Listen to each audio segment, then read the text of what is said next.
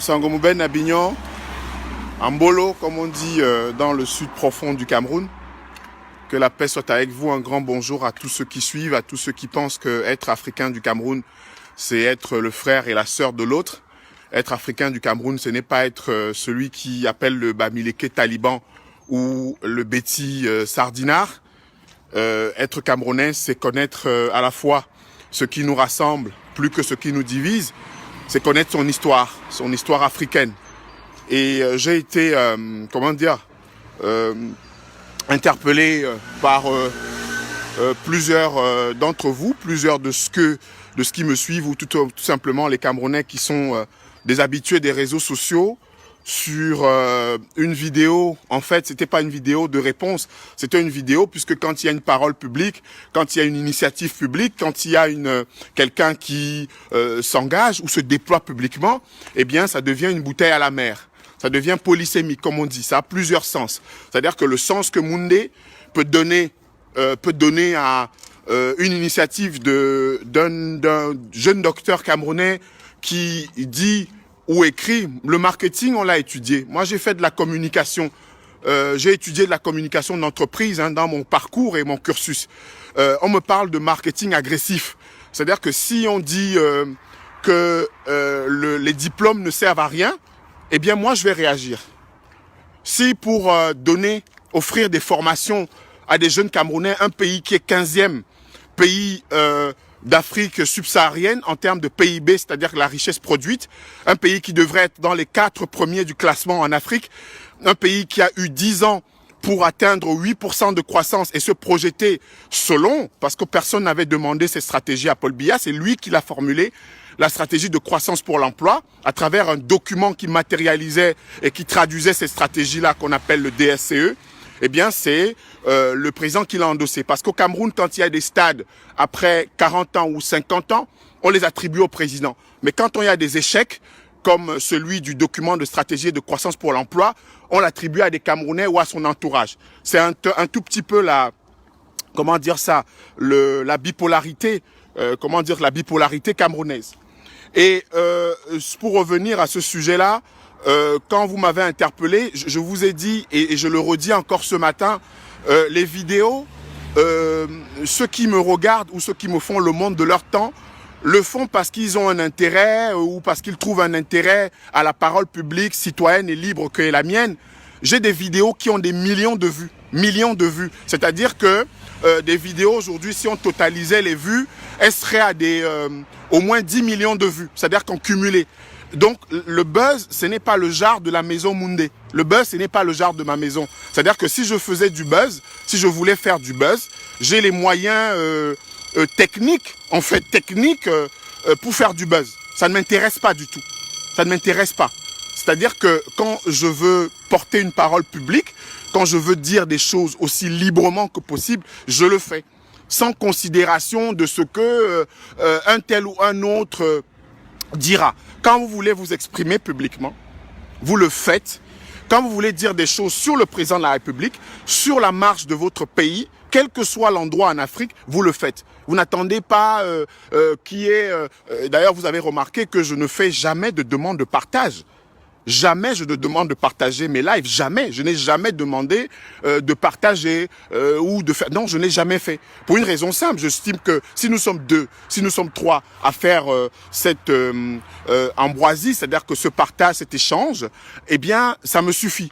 Après, si les uns et les autres considèrent que c'est important pour l'Afrique, parce que moi, c'est l'Afrique, je considère que ce que je fais, mon engagement, c'est pour la renaissance africaine, c'est pour le salut du continent africain, parce que je suis d'abord un Africain, avant d'être un Camerounais, un Bamoun, parce que c'est logique, c'est-à-dire que je suis né sur le continent africain.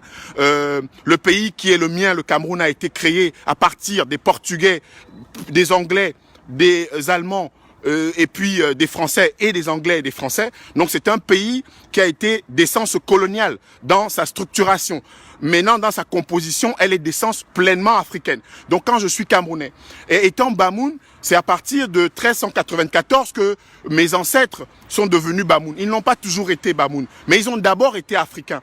Parce que le royaume Bamoun est une fédération de peuples qui sont situés sur le département du Noun actuel et d'autres qui sont partis du département du Noun pour aller dans les accotements du Noun, c'est-à-dire dans les frontières, les rivières, les rivages du Noun. C'est pour ça qu'être africain, c'est être logique. C'est être logique. C'est-à-dire que quand je dis que je suis un Africain du Cameroun, je ne suis pas dans l'illumination ou dans la divagation. Je suis dans la pleine logique. Dans la pleine logique. Donc il faudrait que les uns et les autres comprennent ces choses qui sont, de mon point de vue, simples. Quand on parle, quand on dit des choses, on n'est pas dans la recherche d'un quelconque adoubement de l'opinion. Non, on dit ce qu'on pense. Ce qui est plus important, c'est la liberté. C'est pas la grandeur qu'on vous confère dans la société, la notabilité qu'on vous confère dans la société. Je n'ai jamais cherché la notabilité. Ça ne m'intéresse pas, la notabilité. Mais la liberté, ça m'intéresse. C'est pour ça que ce matin, après cette introduction sur la question du buzz, qui ne m'intéresse pas du tout, qui ne m'intéresse strictement pas, mais vraiment pas, je voudrais saluer Mamadou Mota. Mamadou Mota. Mamadou Mota, c'est vraiment quelqu'un qui me parle. Ça me fait chaud au cœur de parler de Mamadou Mota. Parce que tous ceux qui luttent, se battent dans le monde, contre les tyrannies, contre les dictatures, contre les régimes autoritaires. Mais vraiment, j'ai une admiration sans borne pour eux. C'est-à-dire que quand je vois quelqu'un au Cameroun, j'ai écouté son discours à Tokombéré, à Maroua, dans le Septentrion, je me suis dit, comme disent les jeunes, comme disent mes filles, comme disent mon fils, mes enfants, waouh, waouh, waouh, Mamadou Mota, waouh, chapeau bas. Je dis, mais voilà quelqu'un qui est de ce qu'on appelle le Septentrion, d'autres disent le Grand Nord, qui, de manière très très libre, de manière très sereine, Mamadou Mota, dit comment il conçoit son pays, le Cameroun, comment il conçoit le rapport aux autres, au partage des richesses, à la vie dans cette partie qui est atrocement la plus pauvre du Cameroun. Mamadou Mota dit comment, à Tokombéré, des personnes qui sont devenues présidents de l'Assemblée nationale par l'effet d'un décret, donc par la volonté de Paul Biya, le créateur de l'autre, c'est-à-dire, pour ne pas le citer, Kavayegue Djibril, comment ils ont préempté la vie publique au Cameroun. Comment depuis 1992, donc depuis 28 ans, on est président de l'Assemblée nationale dans un pays. Ça s'appelle le Cameroun. Et que ceux qui ont souvent fait des revendications pour le compte, pour le Grand Nord, n'ont pas souvent eu l'heure ou la présence d'esprit de le dénoncer. Parce que quand on s'est accommodé dans notre pays du fait que quelqu'un pouvait faire 30, 40, 50, 60 ans à un poste, à une fonction. Je rappelle que le directeur général du cinéma a passé près de 50 ans à son poste. Et à 90 ans, il était toujours directeur de ce centre destiné au machinisme agricole. Quand on sait que le machinisme agricole est le parent pauvre de l'agriculture au Cameroun, souvenez-vous, et c'est encore présent dans l'esprit, le scandale des tracteurs à l'abandon à Sangmelima, après une promesse qui était claire et ferme au comice agropastoral des Bolova de mettre le Cameroun sur orbite de l'agriculture de seconde génération. C'est pas moi qui le dis, c'était le discours du président de la République. Et que précisément dans notre pays, des personnes comme Mamadou Mota, mais vraiment, il appartient au mouvement pour la renaissance du Cameroun. C'est son parti politique. Il a choisi ce parti. Eh bien, libre à lui. Je parle ici de l'homme, du citoyen, de quelqu'un qui a compris ce qu'est la citoyenneté. La citoyenneté, c'est d'abord la liberté. La citoyenneté, c'est d'abord s'inscrire dans une démarche où on n'est pas assujetti à quiconque, où on n'est pas le laquais de quiconque, où on n'est pas le tinda de quiconque, mais où, la tête haute, on peut dire « je suis d'accord », je ne suis pas d'accord. La citoyenneté, c'est de marcher pour ou contre Paul Biya. La citoyenneté, c'est de marcher pour ou contre une pratique. La citoyenneté, c'est de dire oui ou non au président de la République, parce que le président de la République n'est pas le Cameroun. Le président de la République est le président de la République du Cameroun. Il n'est pas le propriétaire du Cameroun. J'ai entendu des gens, des Camerounais, dire, parce qu'il y a cette confusion qui est liée à la manière dont Oda et Rousseau ont écrit la Constitution de 1960. Parce que je veux rappeler que nous, Camerounais, nous avons eu notre première Constitution de la main de deux Français, Jacques Rousseau et Louis-Paul Oda. Oui, c'est la réalité historique de notre pays. Et c'était en vertu d'accords signés en 59, donc le 31 décembre 58 et le 31 décembre 59 et celui du 13 novembre 60. En vertu de cela, Oda, en mars 1960, ils ont écrit cette constitution. Et notre pays qui a donc cette essence, comme je vous l'ai dit, qui est cette essence coloniale, puisque le nom Cameroun est forgé par un Portugais qui a été hispanisé, c'est-à-dire que camerounais, puis anglicisé Camerounstown, puis germanisé Camerounstad. Enfin, en 1901, le 1er janvier 1901, un décret a fait du Cameroun le pays Cameroun. K-A-M-E-R-U-N, par les Allemands. 1er janvier 1901. 1er janvier 1901, on a étendu l'appellation Cameroun, non plus simplement à Camerounstad, c'est-à-dire que ce qui était Douala, mais à l'ensemble du Cameroun, après ce que les Allemands ont signé, le protectorat, le Schutzgebiet, avec 3 chefs donc rois sur la côte du Cameroun, c'est-à-dire Ndumba Lobé pour le compte des Bels, Dikapondo pour le compte des Akwa et des Dimekwale pour le compte des Bonebela qu'on appelle Dido, qu'on appelle Daido. Parce que je rappelle toujours que le nom Daido vient de Charlet Daido. Charlet Dido, c'est le nom que les Blancs, c'est-à-dire les Anglais, ont donné à un chef, un roi qui était Ebele. Ebele Ayoum. Ebele Ayoum, c'était le fils de Ebele Kanye et de Tenebona. Et Ebele Kanye, c'était un chef proéminent sur la côte et qui a fait son fils donc avec Tenebona. Donc Ebele Ayoum, les Anglais qui traitaient avec des chefs traditionnels camerounais sur la côte l'ont nommé Charlet Daido, l'ont appelé Charlet Dido. Et le Dido était un bateau aussi qui accostait sur les bords du Vouri, tout au moins du côté de Bonamoudou là-bas, pour ceux qui connaissent Douala. Donc moi je préfère toujours appeler cette partie de Douala Bonebele, Bonebele ou Bonebela, parce que c'est le nom historique, c'est le nom ancestral. Dido vient précisément de Charlet Daido qui a été exécuté parce que il refusait de livrer, enfin tout au moins suite à une décision d'Ungondo, son fils, son neveu, autant pour moi. Et puis il a été considéré d'ailleurs comme un martyr puisque après son exécution, il y a eu une guerre Doualo-Douala entre les Daido, donc les Bonebele, et puis les autres entités, Akwa et Bel. Il y a eu une guerre de 3 jours, à la suite de laquelle il y a eu une émigration des Daido vers l'Unkam. C'est-à-dire que c'est pour ça que vous allez apprendre qu'il y a des Daido dans l'Unkam qu'on appelle les Ndongbele. Vous allez apprendre qu'il y a des Daido justement à côté d'Abo, c'est-à-dire qu'en pays Bankon. Ils sont installés là-bas depuis effectivement cette guerre de 3 jours entre ce qu'on appelle les Bonebele ou Daido et les autres Douala. Je le rappelle toujours dans mes vidéos pour dire que avant de connaître l'histoire de Napoléon, avant de connaître l'histoire de la France, avant de connaître l'histoire du monde, avant de connaître l'histoire des Hébreux, que M. Elimi Lobé cite allègrement dans ses Bibles, dans la lecture de la Bible qu'il fait après ses propos et ses postillons haineux sur les Bamileke, eh bien, avant de connaître ces histoires-là des Hébreux, des Juifs, du Christ, etc., je connais et j'apprends d'abord l'histoire du Cameroun, je connais et j'apprends d'abord l'histoire de chaque entité camerounaise, je connais et j'apprends d'abord l'histoire de l'Afrique, je connais et j'apprends l'histoire de mes voisins, de mon voisinage fraternel au Cameroun. C'est cela. C'est ce qu'a un Africain renaissant. C'est cela un Africain fier et digne. C'est cela cet Africain qu'on appelle, comme Amadou Mota, les montagnards.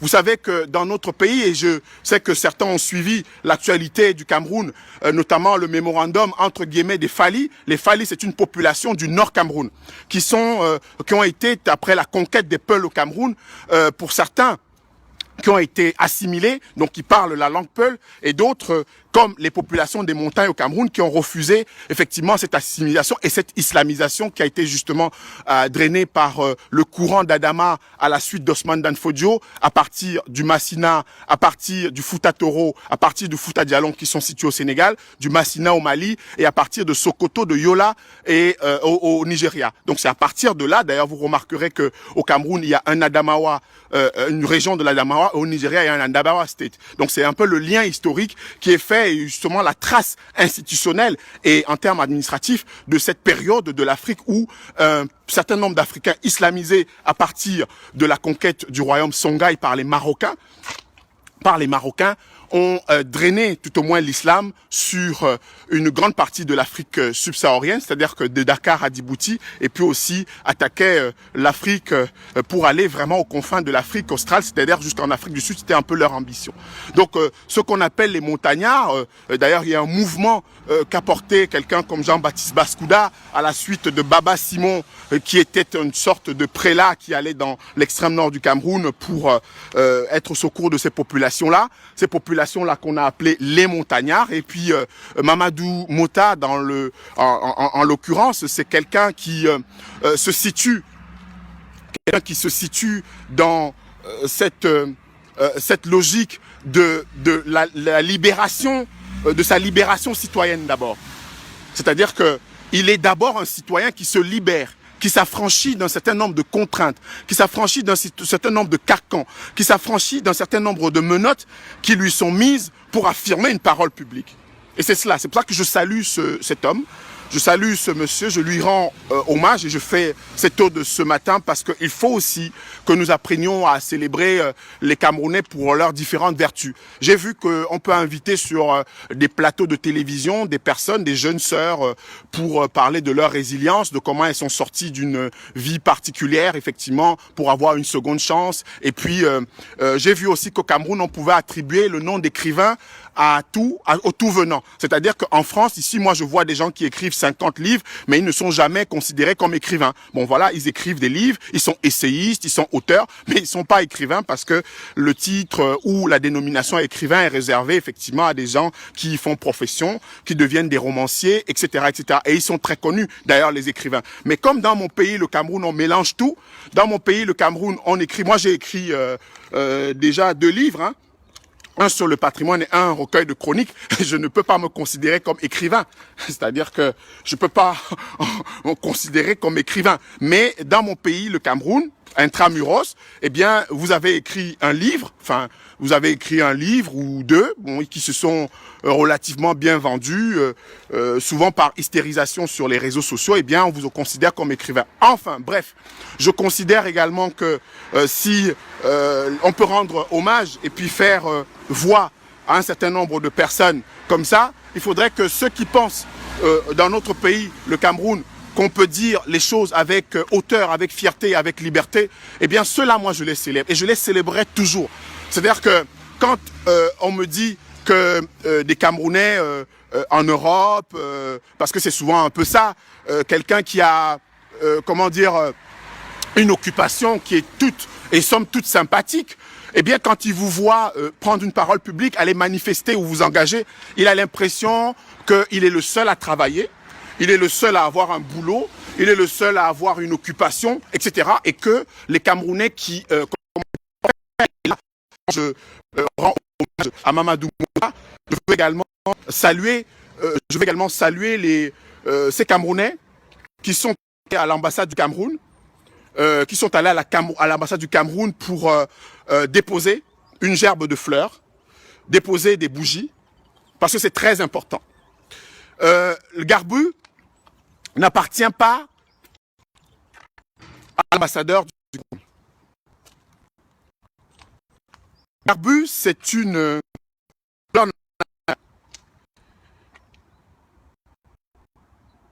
Garbu, c'est une douleur nationale. Et si les Camerounais veulent pleurer leurs frères et sœurs d'un Garbu, ils ne demandent pas d'autorisation. Un Camerounais qui est mort dans des circonstances comme celle-là, c'est-à-dire qu'un Garbu, c'est le 14 février 2020. Des Camerounais qui appartiennent aux forces de défense et de sécurité, le chef de bataillon Zié Charles, le sergent Babangida, le gendarme Anding et le soldat de première classe Agana, accompagnés d'un groupe d'autodéfense, sont allés dans un quartier de Toumba, dans 2 quartiers, Garbu 2 et Garbu 3. Toumba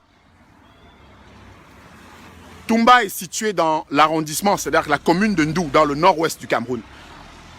Ils ont tué, ils ont brûlé, ils ont saccagé dans cette localité.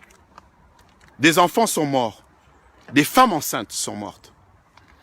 Et quand on veut commémorer cela, on ne demande pas l'avis du président de la République.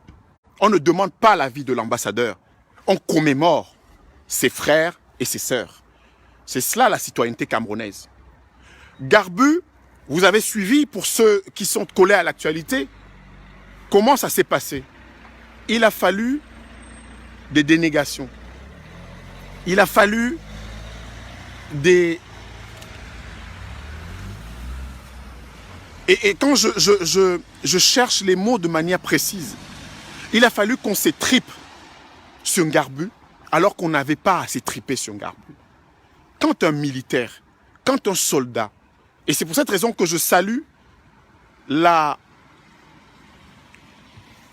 décision, l'acte du ministre de la Défense qui va punir ces crapules de l'armée qui ont battu presque à mort un Camerounais dans la même localité de Ndou. Oui, c'est à Ndou. À Ndou, on a torturé hier. Avant-hier, le 14 février 2020, on a brûlé, on a massacré à Ndou. Parce que c'est la commune, il y a des villages, c'est-à-dire Toumba, et il y a des quartiers comme Garbu 2, comme Garbu 3. Le ministre de la Défense, à travers ce communiqué, et nous l'avons dit, quand il y a eu le communiqué du sous-préfet à circuler sur les réseaux sociaux, on a dit qu'on ne sanctionne pas les crimes par des peccadilles, c'est-à-dire qu'on demande qu'il y ait des sanctions disciplinaires administratives. Non, les crimes, ça se sanctionne par un procès, par un tribunal, et en l'occurrence pour des militaires, par la justice militaire.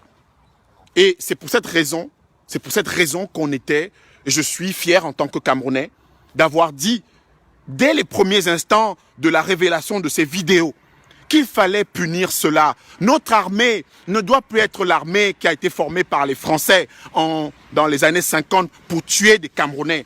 Notre armée ne doit plus être l'armée que glorifie Semengue pour avoir coupé, décapité les têtes des Camerounais qui revendiquaient l'indépendance.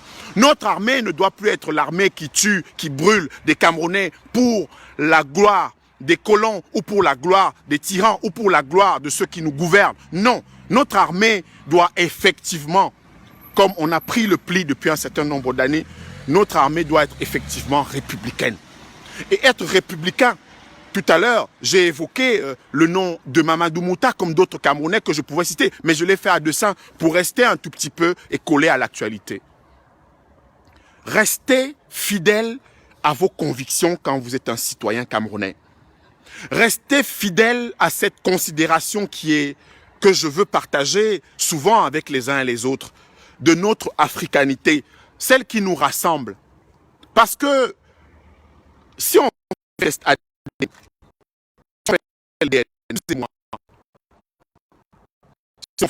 ADN, on a beaucoup de surprises. Beaucoup de surprises. Celui qui conspirait le Betty hier va se retrouver dans la maison du Betty. Parfois, lui qui a conspiré le Bamoun va se retrouver dans la maison du Bamoun. Et je voudrais dire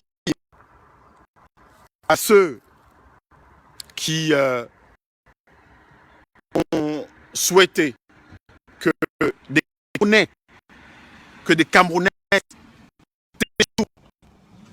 ou qui viennent au Cameroun soient embastillés, jetés ou soient montés.